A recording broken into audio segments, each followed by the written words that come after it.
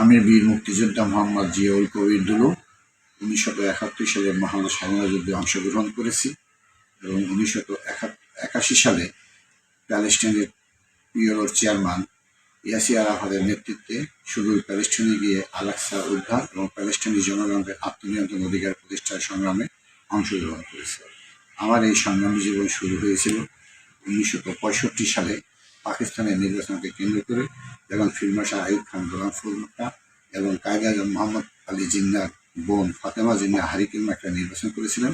তখন পূর্ব পাকিস্তানের ছাত্র সমাজ হারিকেন মার্কার পক্ষে আন্দোলন করেছিল, তাদের পক্ষে নির্বাচন করেছিল। আমিও তখন স্কুলে থাকাকালীন আমার সহদরদের সাথে একত্রিত হয়ে সে হারিকেন মার্কার পক্ষে নির্বাচনে অংশগ্রহণ করি। পরবর্তী 6 দফা আন্দোলন, 1970-এর গণঅভ্যুত্থান, বিভিন্ন সংগ্রামে ছাত্র জীবন থেকেই সম্পৃক্ত থাকি। 71-এর মহান মুক্তিযুদ্ধের পরে আমি ঢাকাতে লেখাপড়া করে আসছি এবং তখন ছাত্র সংগ্রামে সম্পৃক্ত হয়ে বিভিন্ন সামাজিক সংগঠন, ছাত্র নেতৃবৃন্দের সাথে সম্পৃক্ত হয়ে সমাজ পরিবর্তনের জন্য আন্দোলন করেছি। আমার মুক্তিযুদ্ধের sector commander major M A Jalil, তার পরামর্শে আমাকে প্যালেস্টাইন যুদ্ধে পাঠানো হয় এবং উনি আমাকে খুবই স্নেহ করতেন। ওনার মতাদর্শে বিশ্বাসী হয়ে তৎকালীন জাতীয় সমাজতান্ত্রিক দল জাসদে সম্পৃক্ত হই এবং আমি লেবানন শাখা জাসদের সাধারণ সম্পাদক নির্বাচিত হই 1981 সালে এবং 82 সালে লেবাননের সমগ্র স্থানে আমি আমাদের সংগঠনের পক্ষে কর্মকাণ্ড পরিচালনা করি। তারপরে দেশে ফিরে আমি প্যালেস্টাইন প্রত্যাগত মুক্তিযোদ্ধা সংসদ গঠন করি, তার চেয়ারম্যান নির্বাচিত হই। পরবর্তীতে 2001 সালে আমি আমার স্থান বরগুনার 1 আসনে তৎকালীন আওয়ামী লীগের মন্ত্রীর বিরুদ্ধে আমি জাতীয় সংসদ নির্বাচনে অংশগ্রহণ করি। এরপরে দক্ষিণ বাংলার পদ্মা সেতু আন্দোলন, সেই পদ্মা সেতু আন্দোলন 21টা জেলার নেতৃবৃন্দকে সংগঠিত করে মাওয়ায় পদ্মা সেতুর বাস্তবায়ন আন্দোলন স্টিয়ারিং কমিটি গঠিত হয়। জাস্টিস সুলতান হোসেন খান ছিলেন চেয়ারম্যান এবং আমি মহাসচিব হয়ে আন্দোলন গড়ে তুলি এবং 2004 সালে মাওয়ায় পদ্মা সেতুর স্থান নির্ধারণ করা হয়। পরবর্তীতে আমি শিক্ষার্থীদেরকে সংগঠিত করে শিক্ষার অসংগঠিত নিরসনে এবং শিক্ষার মান উন্নয়নে, শিক্ষা বিস্তারের জন্য ঢাকায় কাজ করেছি। আমার সন্তান মতিঝিল আইডিয়াল স্কুলে পড়তেন, তখন প্রথমে আমরা Motijheel ideal school and college অভিভাবক ফোরাম গঠন করে শিক্ষাক্ষেত্রে যত অনিয়ম, পশ্চিম বাণিজ্য বন্ধ সহ বিভিন্ন সামাজিকভাবে সংগঠিত করে আমি আন্দোলনে সম্পৃক্ত হই। এর মধ্যে আমাকে সে অনিয়মের বিরুদ্ধে লড়তে গিয়ে তৎকালীন ম্যানেজিং কমিটির নেতা আপনার রাশেদ খান মেননের হস্তক্ষেপে আমাকে 2012 সালে ডিবি গুম করে এবং আমার এক বিশিষ্ট আত্মীয়, সে মেট্রোপলিটন পুলিশ কমিশনে দ্বিতীয় ব্যক্তি হিসেবে কর্মরত থাকার কারণে আমি 24 ঘন্টা পরে সেই ডিবি গুম থেকে রেহাই পেয়ে আসি। পরবর্তীতে আমি শিক্ষা আন্দোলন, কোচিং বাণিজ্য, ভর্তি বাণিজ্য, শিক্ষাক্ষেত্রে যত অনিয়ম, সেই অনিয়মের বিরুদ্ধে লড়ে যাই। কিন্তু একটি পক্ষ যারা যখন ক্ষমতায় থাকে তারা আমাকে পৃথিবী থেকে সরাই দেওয়ার চিন্তাভাবনা করছে, আমাকে বিভিন্নভাবে হয়রানি করেছে এবং তারা আমার বিরুদ্ধে বিভিন্ন সময় মামলা মোকদ্দমা দিয়েছে। এর মধ্যে 2018 সালে যখন নিরাপদ সড়ক আন্দোলন শুরু হলো, তখন আমি আমার বিভিন্ন শিক্ষা প্রতিষ্ঠানের শিক্ষার্থীদের সংগঠিত করেছি। শেষ পর্যায়ে নটরডাম কলেজ থেকে যখন ছাত্রছাত্রীরা দুপুরে বাইরে হয়ে আসলো, আমি তার নেতৃত্বে সামনে ছিলাম। শাপলা চত্বরে এসে হাজার হাজার ছাত্রছাত্রী একত্রিত হয়েছে। তখন এক সাংবাদিক মহোদয় আমাকে ওখান থেকে চলে যাওয়ার জন্য গোপনে পরামর্শ দিল যে আপনাকে যে কোনো মুহূর্তে অ্যারেস্ট করতে পারে। আমি তখন কিছু টাকা দিয়ে এই বাচ্চাদেরকে কয়েক কেস পানি কিনে দিয়ে তাদেরকে দিয়ে আমি ওখান থেকে কেটে পড়ি। তারপর 1 মাস পরে হঠাৎ করে ভোররাত্রে আমার বাসায় পুলিশ হাজির হয়ে আমাকে মতিঝিল থানায় নিয়ে আসলেন, বলল আপনার বিরুদ্ধে মামলা, আইসিডি আইনে আমার বিরুদ্ধে মামলা। সেই মামলা আমাকে ভোরবেলায় নেওয়ার পরেই শত শত অভিভাবক, শিক্ষক পল্টন থানায় আসছিলেন। তখন পুলিশ তাড়াহুড়ো করে সকাল 9টার মধ্যেই আমাকে কোর্টে পাঠিয়ে গেলে আমি জামিনে যে কোনো মূল্যে অনেক কষ্ট করে আমি জামিনে বাহির হয়ে আসছি। কিন্তু আমার সেই 2018 সালের নিরাপদ সড়ক আন্দোলনের সময় আমাদের তৎকালীন প্রধানমন্ত্রী শেখ হাসিনাকে কটাক্ষ করে একটা পোস্ট দেওয়া হয়েছিল।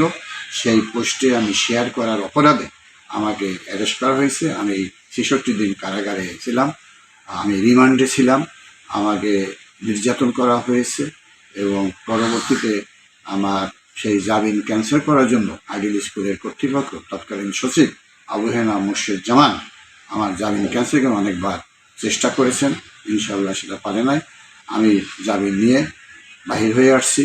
তারপরে আমাকে তৎকালীন ঢাকার বিভাগীয় কমিশনার মুস্তাফিজুর রহমান এবং পুলিশের রেঞ্জার আমাকে সহায়তা করেছেন, কিন্তু আমার সেই মামলা আজ পর্যন্ত শেষ হয়ে যায়নি। এখনও মহামান্য হাইকোর্টে সেই মামলাটি স্টে অবস্থায় আছে। আমি উদ্বেগের সাথে বলতে চাচ্ছি, ক্ষোভের সাথে বলতে চাচ্ছি, বিগত আওয়ামী লীগ সরকার চলে গেল, মধ্যে অন্তর্বর্তী সরকার চলে গেল, এখন বিএনপি সরকার ক্ষমতায়।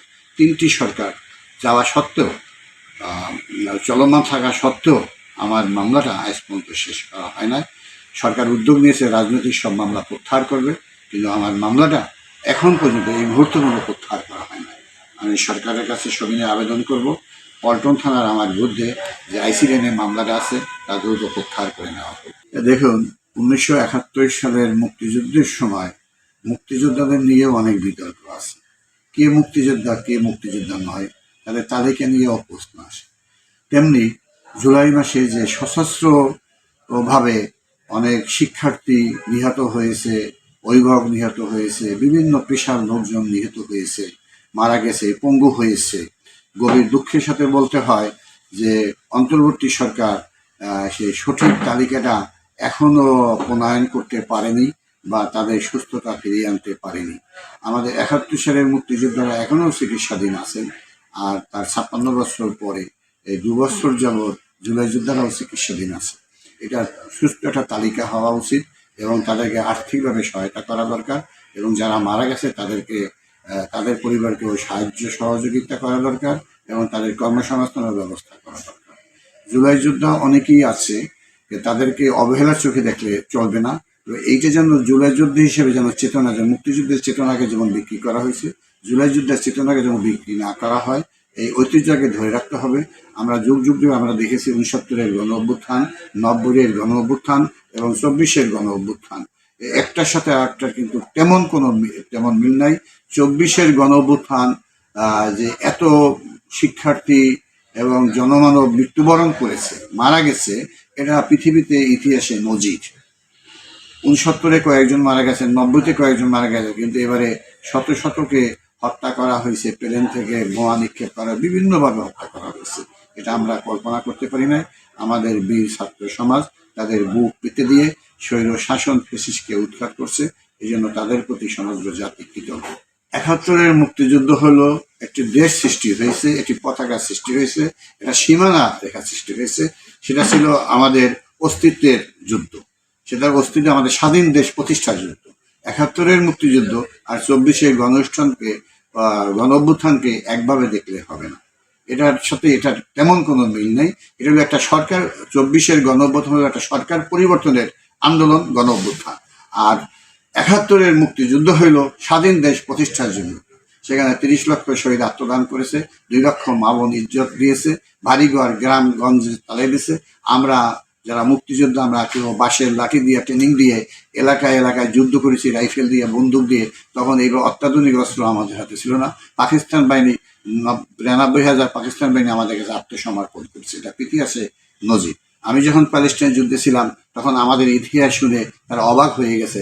তারা জানতো পাকিস্তান বাহিনী হলো পৃথিবীর সেরা বাহিনী, তাদেরকে আমরা কিভাবে পরাস্ত করলাম। আমাদের কাছে ইতিহাস শুনে তারা আনন্দিত হয়েছে যে আমরা পাকিস্তানের চেয়েও বাঙালিরা সেরা জাতি হিসেবে গণ্য হয়েছে। আমি যখন প্যালেস্টাইন যুদ্ধে ছিলাম, প্যালেস্টাইন যুদ্ধে গিয়েছিলাম একটা আশা আকাঙ্ক্ষা নিয়ে, ইয়াসির আরাফাতের নেতৃত্বে প্যালেস্টাইন জাতি তাদের স্বাধীনতা পাবে, কিন্তু সেটা কিন্তু আজ পর্যন্ত সমাধা হয় না আন্তর্জাতিক চক্রান্তের কারণে।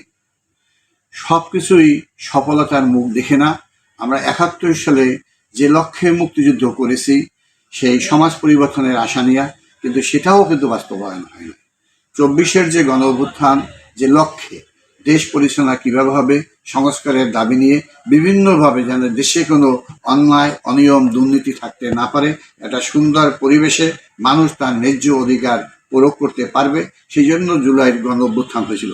কিন্তু আজকে সেই আশাই রয়ে গেছে।